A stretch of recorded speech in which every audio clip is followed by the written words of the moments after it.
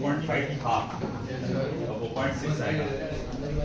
चलिए ध्यान दीजिएगा इधर, 4.6 connected friction,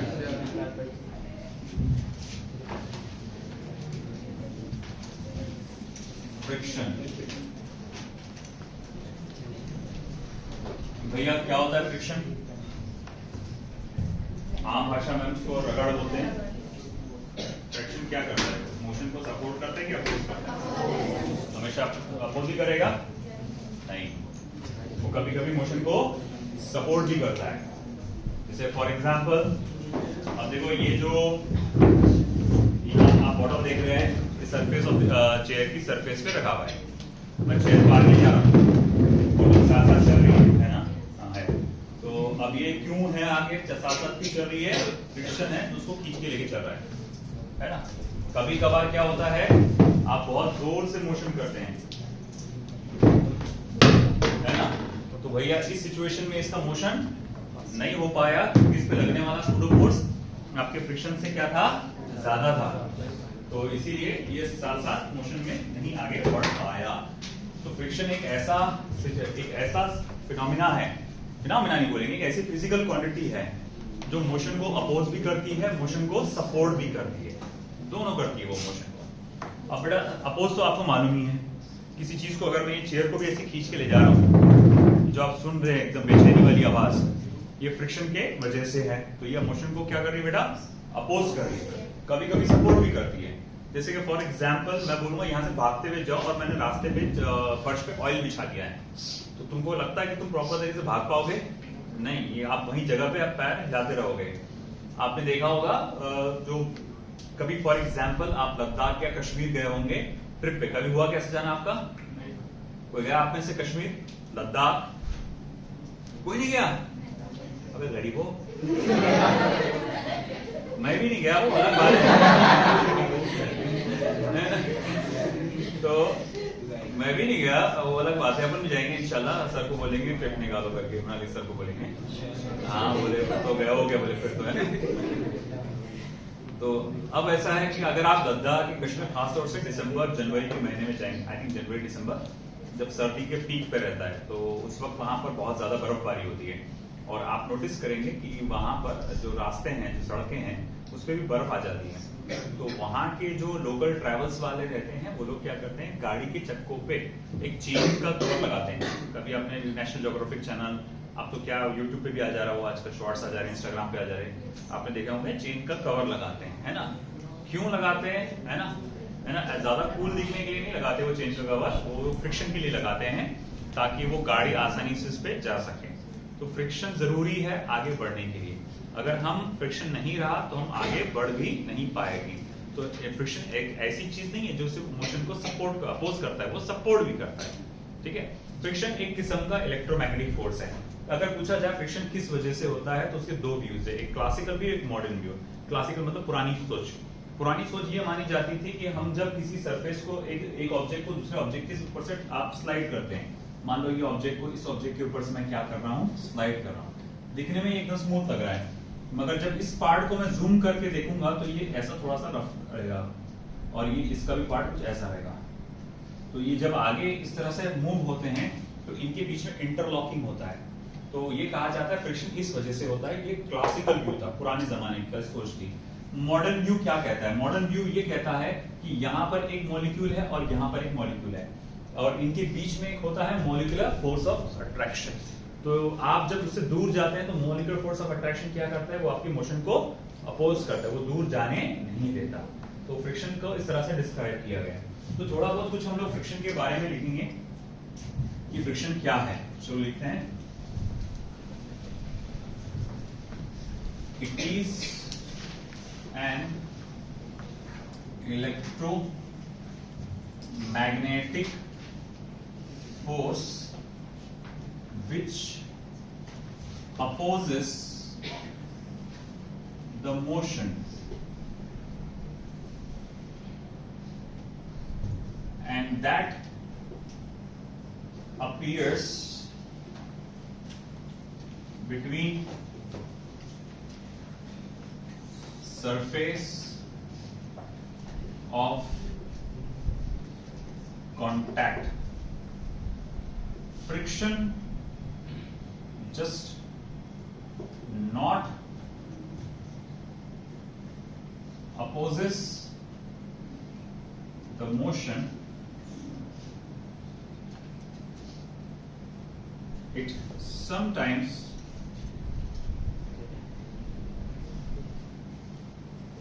supports the motion as well.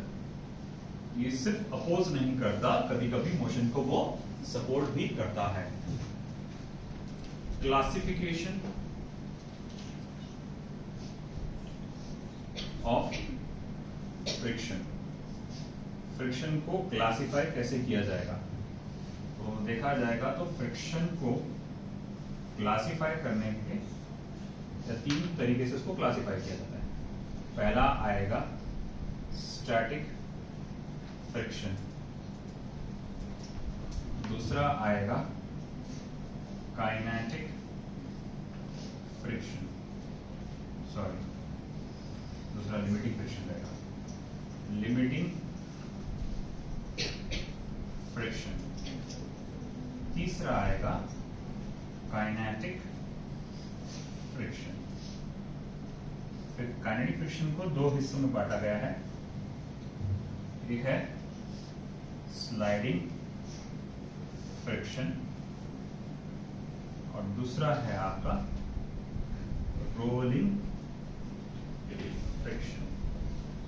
Sliding friction है रोलिंग फ्रिक्शन.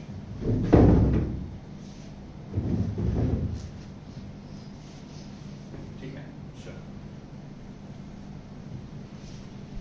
तो सबसे पहला part static friction.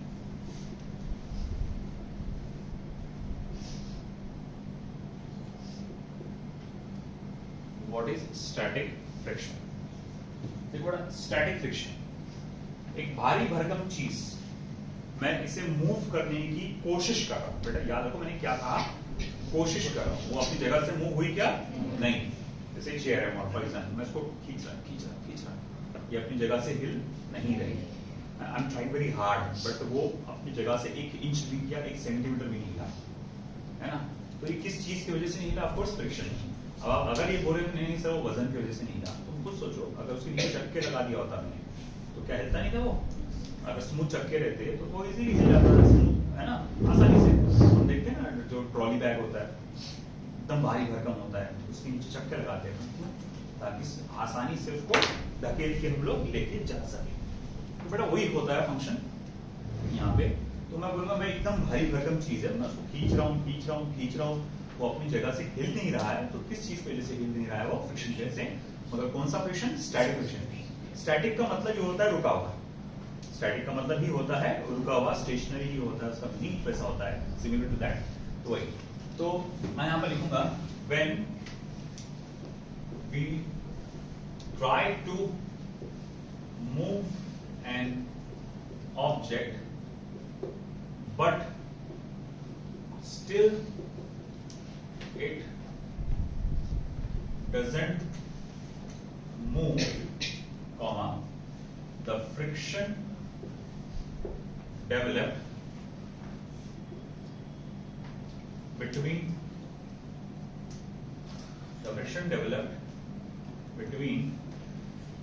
the object and the surface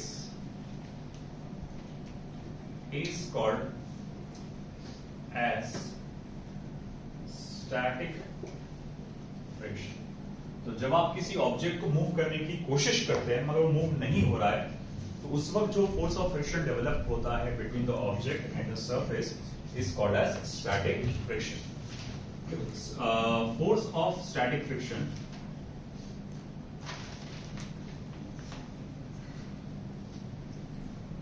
is also called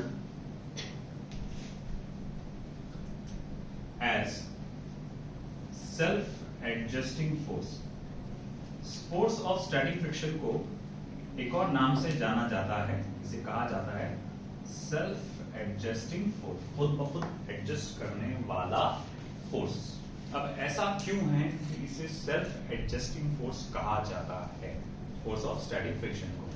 तो ऐसा कारण ऐसा है क्योंकि देखो, अगर मान लो इस ऑब्जेक्ट को सरकाने के लिए मैं 4 न्यूटन का फोर्स लगा रहा हूं, मगर ये ऑब्जेक्ट अपनी जगह से 1 इंच या 1 सेंटीमीटर बराबर भी सरका नहीं। ये बात समझ में आया बेटा? मैं सरकाने की कोशिश कर रहा हूं, है ना, ये अपनी जगह सरका क्या नहीं। मगर क्यों नहीं सरका? तो बोले ठीक है, आप बोलेंगे सर वो फोर्स ऑफ फ्रिक्शन था उसके अंदर, इस वजह से वो अपनी जगह से नहीं सरका। मैं बोलूं कितना फोर्स ऑफ फ्रिक्शन था? तो आप बोलेंगे जितना आपने फोर्स अप्लाई किया, जितना आपने फोर्स अप्लाई किया, जैसे मैंने कितना फोर्स अप्लाई किया 4 न्यूटन, तो फोर्स ऑफ फ्रिक्शन भी कितना डेवलप हुआ 4 न्यूटन। अच्छा, अब मैं 6 का लगा रहा हूं तो 6 न्यूटन, ऑब्जेक्ट सरक नहीं रहा, मूव नहीं हुआ। 7 का लगा रहा हूं तो 7।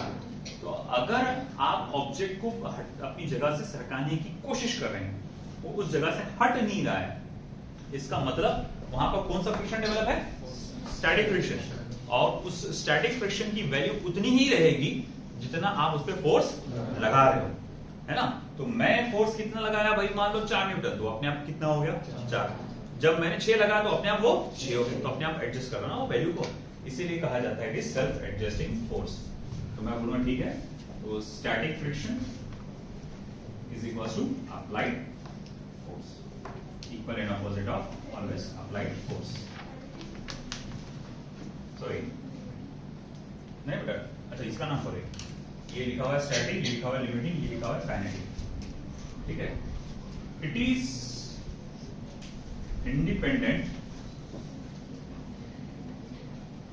ऑफ एरिया ऑफ कॉन्टैक्ट, ये एरिया ऑफ कॉन्टैक्ट पे डिपेंड नहीं करता। ओके, अब अगला मुझे जाना है लिमिटिंग फ्रिक्शन पे, बट मुझे उधर का रिवीजन खाली चाहिए। ये डेफिनेशन हो गया आप लोगों का फ्रिक्शन का?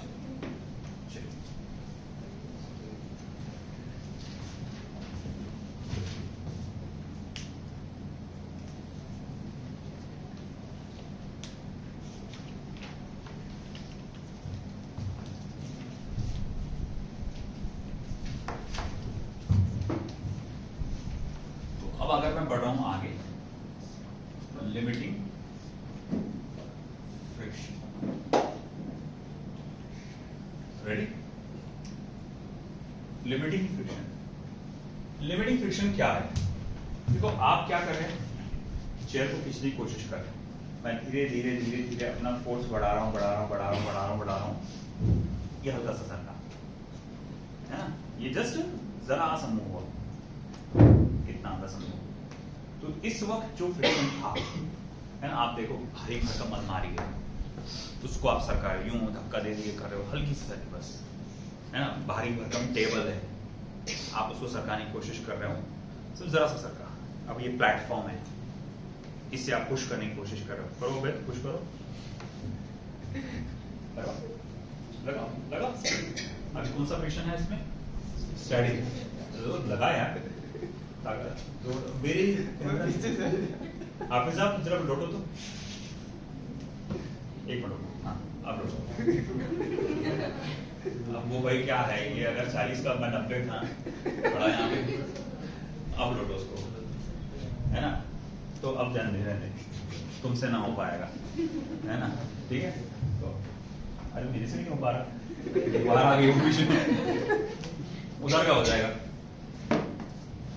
चलो देख, अब इसको अगर मैं यहां से मूव करने की कोशिश कर रहा हूं, इतना, तो ये हल्का सा डिस्प्लेसमेंट हुआ, है ना। अब जो फ्रिक्शन डेवलप हुआ होगा वो कौन सा था इसमें? Limiting friction. तो आप जब किसी ऑब्जेक्ट को मूव करने की कोशिश करते हो, उसमें सिर्फ जरा सा मूवमेंट होता है। When we try to move an object and it just moves slightly, the friction developed is called as limiting friction. The friction developed is called as limiting friction. अब जो फ्रिक्शन डेवलप होता है उसे हम लोग क्या कहते हैं, लिमिटिंग फ्रिक्शन। लिमिटिंग फ्रिक्शन का फॉर्मूला इस तरह से आता है, mu S into normal reaction.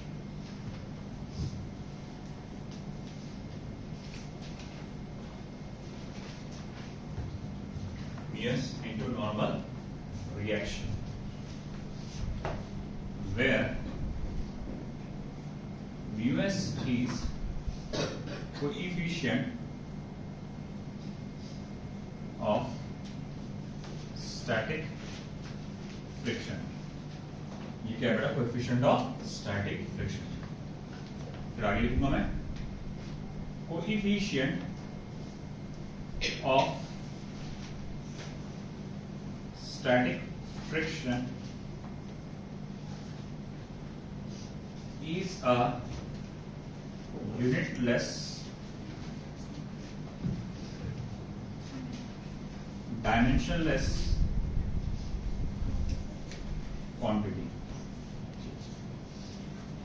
Coefficient of static friction is a unitless or dimensionless quantity। तो कोएफिशिएंट ऑफ स्टैटिक फ्रिक्शन एक यूनिटलेस एंड डायमेंशनलेस क्वांटिटी है, ना ही कोई यूनिट है ना ही कोई डायमेंशन होता है।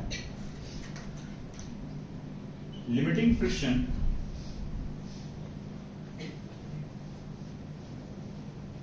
is also independent of area of contact। तो ये भी आपके एरिया ऑफ कांटेक्ट पे डिपेंड नहीं करता। म्यूएस यानी coefficient of static friction depends only on nature of surface. Coefficient of static friction की जो वैल्यू है वो इस बात पे डिपेंड करती है कि आपका सरफेस का नेचर कैसा है। अगर सरफेस रफ है तो म्यूएस की वैल्यू ज्यादा होगी, अगर सरफेस स्मूथ है तो म्यूएस की वैल्यू कम होगी। अगर किसी रफ सरफेस पे मैं कोई ऑयल या पॉलिश या ऑयल या ग्रीसिंग जैसा ऑब्जेक्ट डाल देता हूँ, ग्रीस मालूम है, ग्रीस गाड़ी में डालते हैं, तो ग्रीस ऑयल ऐसा कुछ डाल देता हूँ तो म्यूएस की वैल्यू अपने आप कम हो जाती है ना। और या फिर उसको पॉलिश करते हैं, अगर अपन पॉलिश किया जाता है ताकि उसको क्या करें, घसते अपन, घस के सैंड पेपर से अपन करते हैं है ना, घस के स्मूथ बनाते हैं, तो उससे भी म्यूएस की वैल्यू क्या हो जाती है, कम हो जाती है। इधर का पार्ट हुआ, जल्दी सिर्फ 1 मिनट दे रहा हूं मैं आपको देखने के लिए, 1 मिनट के बाद इरेज कर लूंगा मैं।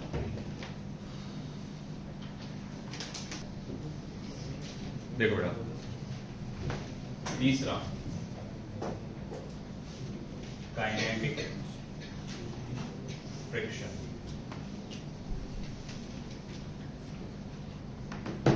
Friction develop when an object is in motion is called kinetic friction। तो जब एक ऑब्जेक्ट मोशन में होता है तो जो फ्रिक्शन डेवलप हुआ, जैसे ये यहाँ जो फ्रिक्शन डेवलप हुआ चेयर मूव करते वक्त, वो था काइनेटिक फ्रिक्शन। इसमें बेटा आएगा 3.1 sliding friction. Friction develop when an object slides over the other object or surface is called as sliding friction। इसको हम लोग क्या कहते हैं बेटा, स्लाइडिंग फ्रिक्शन। अब स्लाइडिंग फ्रिक्शन या फिर उसको काइनेटिक फ्रिक्शन भी कहा जाता है, और काइनेटिक फ्रिक्शन स्लाइडिंग के साथ साथ उसको काइनेटिक फ्रिक्शन भी कहा जाता है। उसका फॉर्मूला होता है म्यू के इंटू एन एफ के, और ये होता है म्यू के इंटू एन, जहां पे where mu K coefficient of kinetic friction. Mu K क्या बेटा? कोएफिशिएंट ऑफ काइनेटिक फ्रिक्शन है। Okay, similar to mu S, it is a unitless and dimensionless quantity. It is a unitless and dimensionless quantity. ये एक unitless और dimensionless quantity है, ठीक, sliding friction. It is a unitless and dimensionless quantity. It is independent of velocity of an object. ये एक object की velocity पे depend नहीं करता है ना। अगर मैं चेयर को, जैसा मान लो, ध्यान दीजिए बड़ा सब लोग, देखो चेयर को मैं ये लेके जा रहा हूं, इसमें फ्रिक्शन डेवलप है, और अब अगर सपोज करो मैं क्या करता हूं, मैं तो जोर से ले जाता हूं, तब भी जो फ्रिक्शन डेवलप होगा वो दोनों भी कैसा होगा? सेम ही होगा, है ना। तो आपका ऑब्जेक्ट का स्पीड क्या है उस पर डिपेंड नहीं करता। क्या होगा बेटा? तो जो ऑब्जेक्ट का स्पीड क्या है उस पर डिपेंड नहीं करता। कौन सा वाला फ्रिक्शन? Kinetic friction. आगे इधर का हो गया।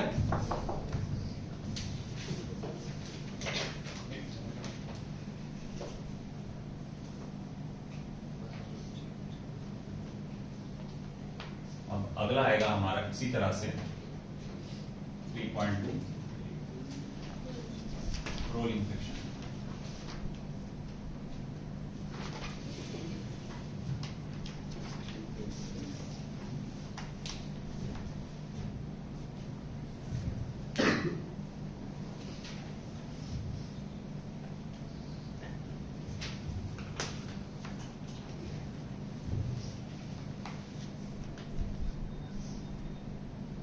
Friction developed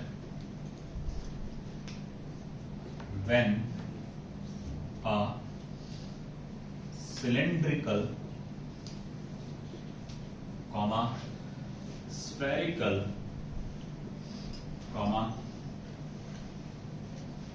circular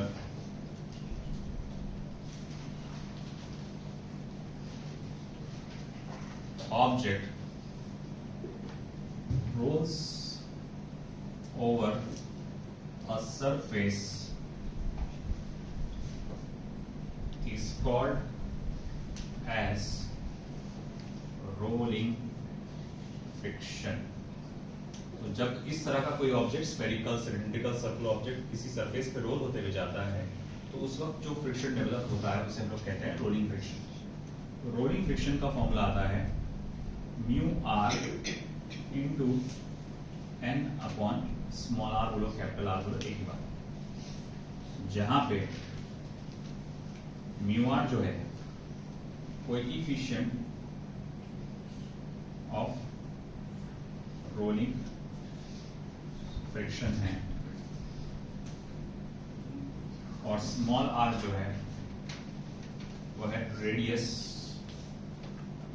ऑफ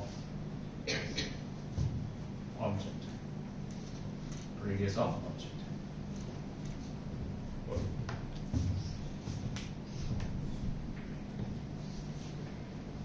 तो रेडियस जितना कम रहेगा रोलिंग फ्रिक्शन उतना ज्यादा है, रेडियस जितना ज्यादा रोलिंग फ्रिक्शन उतना कम। इसीलिए आप देखते हैं जो बड़े बड़े हैवी कार्स और ट्रक्स होते हैं उनके टायर बड़े बड़े होते हैं, ताकि फ्रिक्शन कम से कम हो, उनको मूवमेंट करना आसान है ना।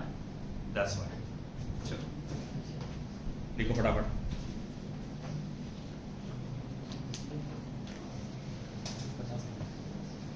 फिर कुछ नोट पॉइंट्स लिखे यहाँ पे।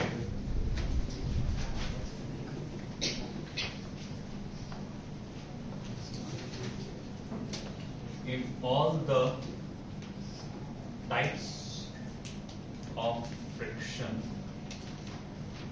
are compared, अगर मैं सभी टाइप के फ्रिक्शन को कंपेयर करके देखूं, मुझे पता चलेगा कि लिमिटिंग फ्रिक्शन की वैल्यू सबसे ज्यादा होती है, काइनेटिक फ्रिक्शन की वैल्यू उससे कम होती है, और रोलिंग फ्रिक्शन की जो वैल्यू है वो सबसे कम होती है। तो सबसे हाईएस्ट कौन सा होता है बेटा? लिमिटिंग फ्रिक्शन, यानी किसी चीज को मूव करना सबसे हार्ड है।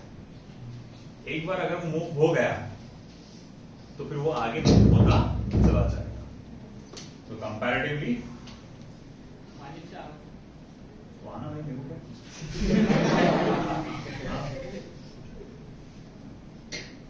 बिल्कुल नहीं, पेट भर खाया बिल्कुल नहीं।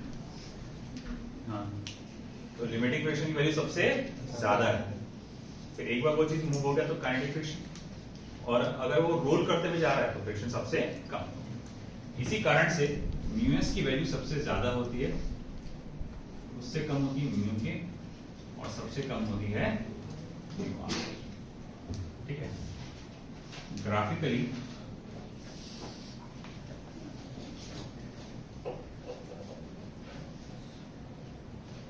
friction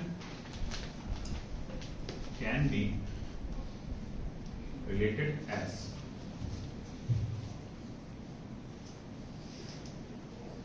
तो ग्राफिकली फ्रिक्शन को हम कैसे रिलेट कर सकते हैं?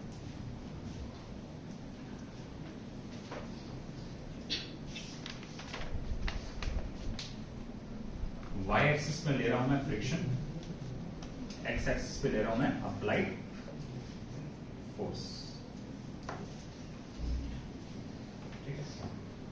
तो अब आप देखेंगे एक ग्राफ कुछ ऐसा जाता है, पहले सीधी लाइन,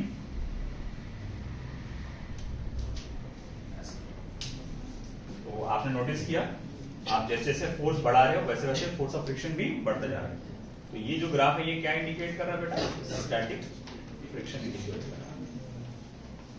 ये ग्राफ, ये वाला कर्व जो है वो इंडिकेट कर रहा है स्टैटिक फ्रिक्शन। फिर ये स्टैटिक फ्रिक्शन की सबसे हाईएस्ट वैल्यू, इसको मैं कहूंगा लिमिटिंग फ्रिक्शन, और ये वाला पार्ट क्या है बेटा? Kinetic friction. अरे यार, और ये क्या है बेटा? Kinetic friction. तो आप देख रहे हैं लिमिटिंग फ्रिक्शन सबसे ज्यादा है, और एक बार ऑब्जेक्ट मूव हो गया तो फ्रिक्शन, काइनेटिक फ्रिक्शन की वैल्यू क्या होती है? ऑलमोस्ट कम हो जाती है, सेम रहती है। तो graphical relation between friction and applied force. Copy that.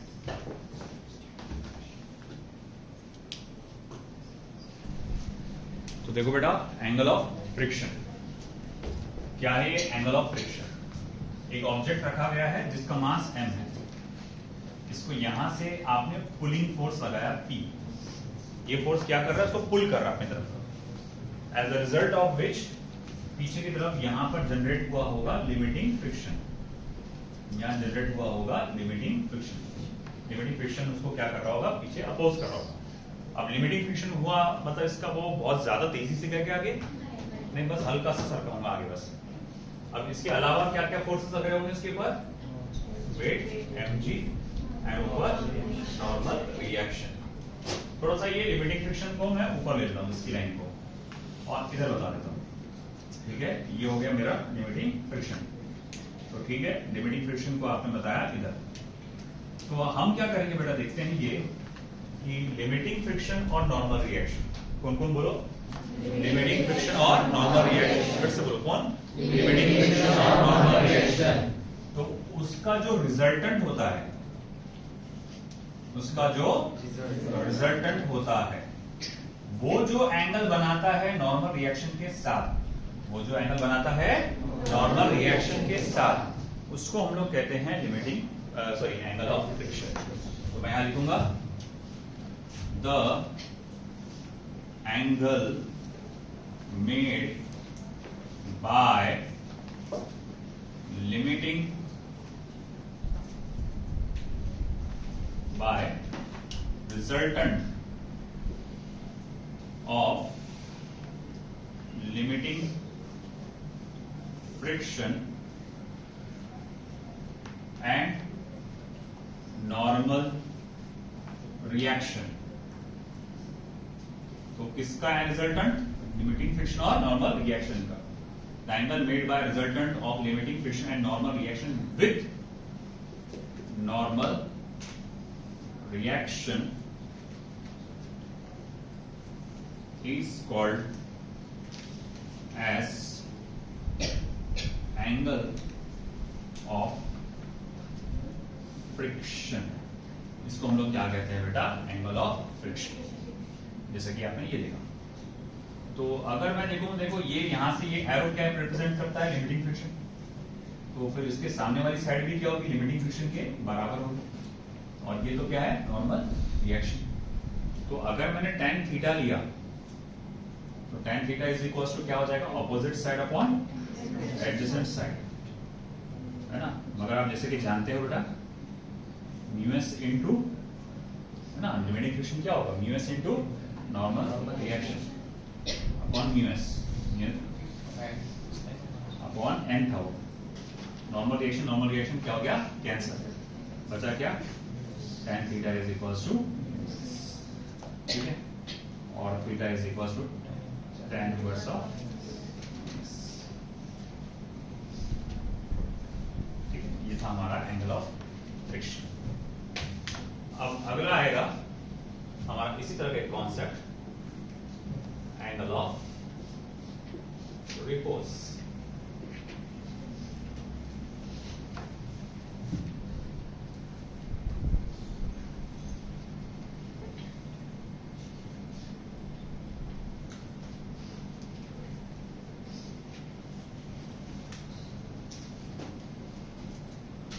Okay, एक साथ देखना बेटा, बाद में मैं आपको पहले एंगल ऑफ रिपोज के बारे में।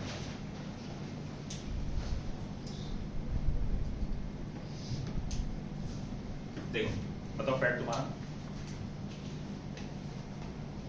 तो देखो भाई, अब ये इनका एक पैड है जो हॉरिजॉन्टली इस तरह से रखा गया। अब मैं क्या कर रहा हूं इसको ऐसा, ये जो मोबाइल है मैंने इसको इस तरह से रखा और अब मैं धीरे धीरे धीरे धीरे धीरे धीरे ऊपर उठा रहा हूं। देखो भाई, तुम्हारे लिए मैं 1,56,000 वाला फोन मेरा 56,000 फोन के 1 लाख मेरी वैल्यू है ना। मेरे से कोई खरीदने वाले पाशा सर को मोबाइल 1 लाख तो लगते हैं उसके ऊपर। तो अब देखो ये, अब आप इसको क्या करें? धीरे धीरे ऊपर उठा है। अब एक पर्टिकुलर एंगल पे ये जो मोबाइल है जस्ट बिगिन टू स्लाइड। बचाए अबे हो जाना रे बाबा, मेरा फोन नहीं ले रहा मैं। कंपोस्ट बॉक्स दे दे भाई किसी का। हाँ, ये अरे बढ़िया चीज है ये रखा। बाबू ये तो कितना नॉर्मल रिएक्शन कितना है ना। अब ये देखो धीरे धीरे धीरे धीरे धीरे बहुत ज्यादा ही सरक गए। इतना नहीं सरकाना है इसको, हल्का सा बस, है ना। धीरे धीरे धीरे धीरे धीरे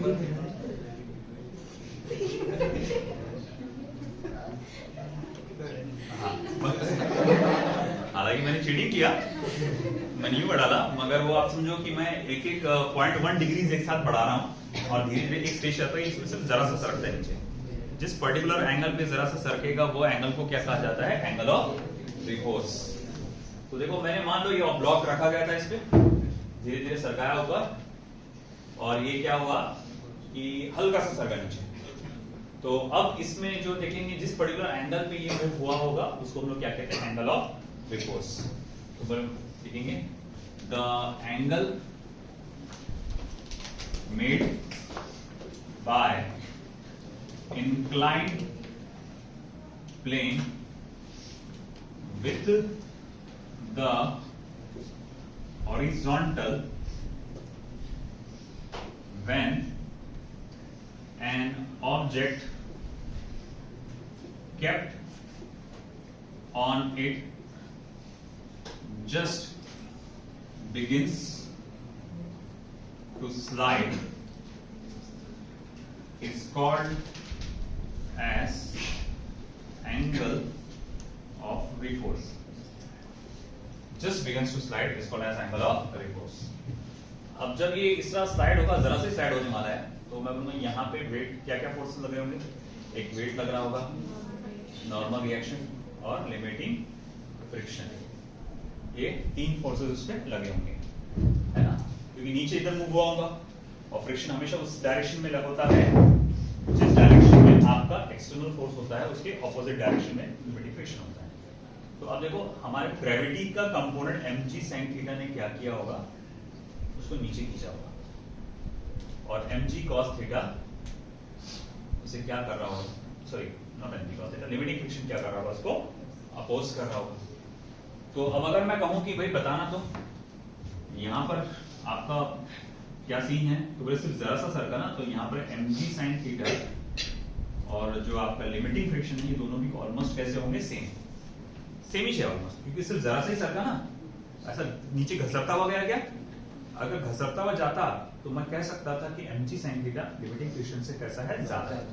मगर मामूली सा मूवमेंट हुआ, अगर कोई दो लोग पकड़ के किसी चीज को खींच रहे हो और एक पर्सन के तरफ सरका हो मगर बहुत मामूली से सरका, तो मैं बोलूंगा दोनों का फोर्स कैसा होगा, ऑलमोस्ट सेम ही होगा। तो मैं कहूंगा देखो mg sin थीटा इस ब्लॉक को नीचे खींच रहा था, लिमिटिंग फ्रिक्शन उसको क्या कर रहा था, अपोज कर रहा था, है ना, वो हल्का सा सरका, इसका मतलब mg sin थीटा और लिमिटिंग फ्रिक्शन की वैल्यू ऑलमोस्ट कैसी है, सेम।